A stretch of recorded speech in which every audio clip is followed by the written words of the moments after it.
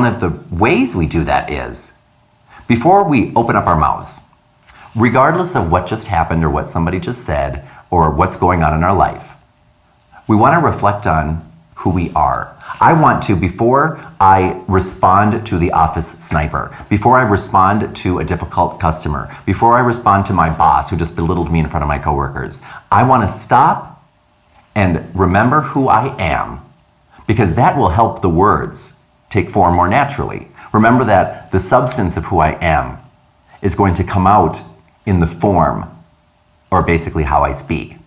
But I'm a human being. I need help. If you just say something that's assaulting or insulting, my brain chemistry gets out of whack and I'm going to want to react to that in a way that my instinct tells me to. But remember, our instinct might have helped us survive, but we can survive now. What we need to do now is evolve.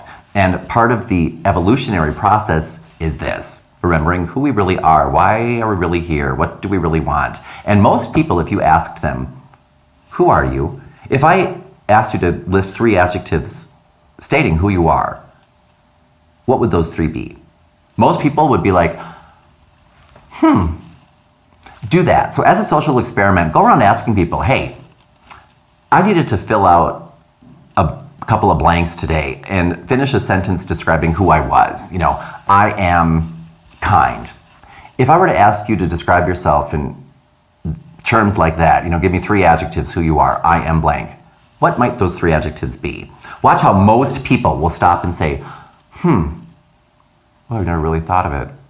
Most people have never really thought of it. Don't be like most people. Most people are difficult. And most people, when they have to respond to difficult people, don't know how and don't do it effectively. Evolved people, savvy communicators, have those phrases written down in front of them, which we'll talk about. They know who they are, even when life is trying to get them to forget who they are. For example, when I first made my personal compass, I wrote down, I am kind. I also wrote down, I am patient. And I also wrote down, I am merciful.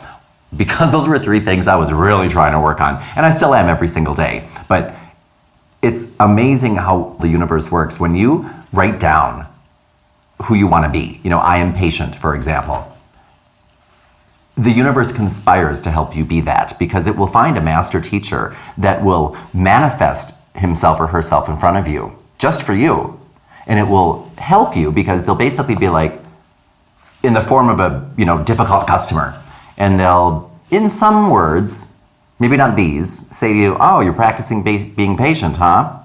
Well, why don't you try to be patient to this? And they'll give you something super difficult to be patient to or to be patient with. And that's going to be your challenge of the day. And remember, every single person that you meet is a lesson.